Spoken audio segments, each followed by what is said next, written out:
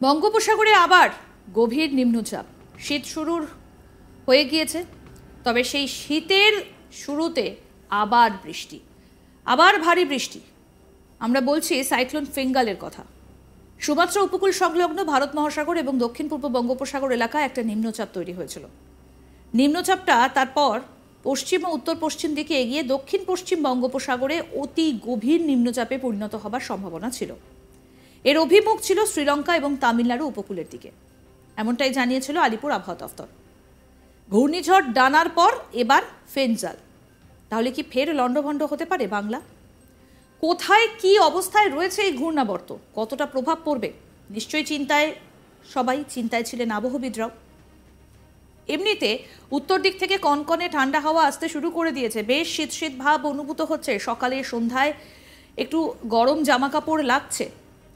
আর তার মধ্যেই নয়া ঘূর্ণিঝড়ের খবর সামনে এসেছে। আবহাওয়া দফতরের সতর্কবার্তা অনুসারে দক্ষিণ আন্দামান সাগর এবং তার সংলগ্ন এলাকায় একটা ঘূর্ণাবর্ত তৈরি হচ্ছে, যা 21শে নভেম্বর অর্থাৎ বৃহস্পতিবারের মধ্যে এই ঘূর্ণাবর্তটি তার রূপ পাবে বলে জানিয়েছিল আবহাওয়া দফতর।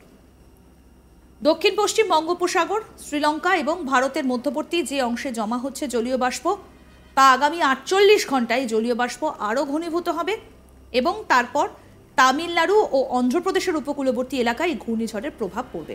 আর এর প্রভাবে তামিলনাড়ু সহ উপকূলবর্তী অন্ধ্রপ্রদেশে ভারী থেকে অতি ভারী বৃষ্টি হতে পারে বলে আগেই জানিয়েছিল আবহাওয়া দফতর। সেই মতো তামিলনাড়ু, অন্ধ্রপ্রদেশ সহ দক্ষিণের উপকূলীয় এলাকায় ভারী বৃষ্টি শুরু হয়েছে। মৎস্যজীবীদের জন্য সতর্কবার্তা জারি করা হয়েছে। ইতিমধ্যেই দক্ষিণ পূর্ব বঙ্গোপসাগর ও দক্ষিণ পশ্চিম বঙ্গোপসাগর এলাকায় মৎস্যজীবীদের গভীর সমুদ্রে যেতে নিষেধ করা হয়েছে।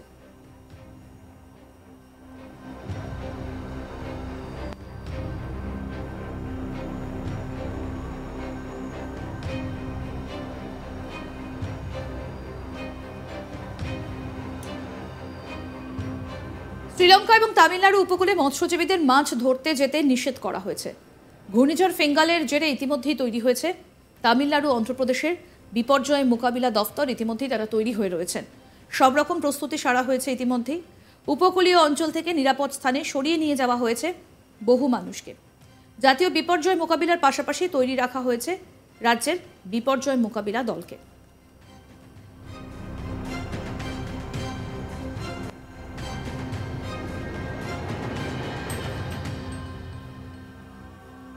যখনই তাপমাত্রার পারদ অনেকটা নেমেছে, তখনই দেখা যাচ্ছে যে আবার নিম্নচাপ বঙ্গোপসাগরে, গভীর নিম্নচাপ। শীতের আগেই শুরু হয়ে গিয়েছে ভারী বৃষ্টি। আমরা বলছি সাইক্লোন ফেঙ্গালের কথা। সুমাত্রা উপকূল সংলগ্ন ভারত মহাসাগর এবং দক্ষিণ পূর্ব বঙ্গোপসাগর এলাকায় একটা নিম্নচাপ তৈরি হয়েছিল। নিম্নচাপটা এরপর পশ্চিম এবং উত্তর পশ্চিম দিকে এগিয়ে দক্ষিণ পশ্চিম বঙ্গোপসাগরে অতি গভীর নিম্নচাপে পরিণত হবার সম্ভাবনা ছিল। এর অভিমুখ শ্রীলঙ্কা এবং তামিলনাড়ু উপকূলের দিকে, জানিয়েছিল আলিপুর আবহাওয়া দফতর। ঘূর্ণিঝড় ডানার পর এবার ফেঞ্জাল। তাহলে কি আবার লণ্ডভণ্ড হতে পারে বাংলা? কোথায় কি অবস্থায় রয়েছে এই ঘূর্ণাবর্ত, কতটা প্রভাব পড়বে তা নিয়ে চিন্তায় ছিলেন আবহবিদরা। এমনিতে উত্তর দিক থেকে কনকনে ঠান্ডা হাওয়া আসতে শুরু করেছে, আর তার মধ্যেই নয়া ঘূর্ণিঝড়ের খবর সামনে এসেছে।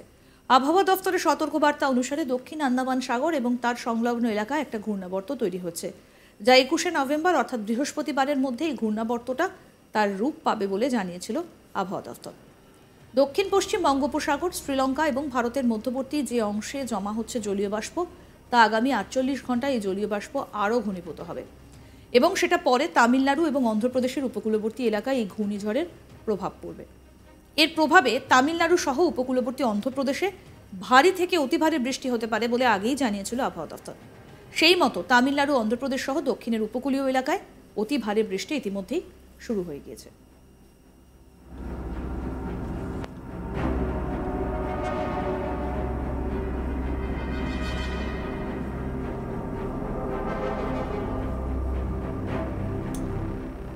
মৎস্যজীবীদের জন্য সতর্কবার্তা জারি করা হয়েছে। ইতিমধ্যেই দক্ষিণ পূর্ব বঙ্গোপসাগর এবং দক্ষিণ পশ্চিম বঙ্গোপসাগর এলাকায় মৎস্যজীবীদের সমুদ্রে যেতে নিষেধ করা হয়েছে।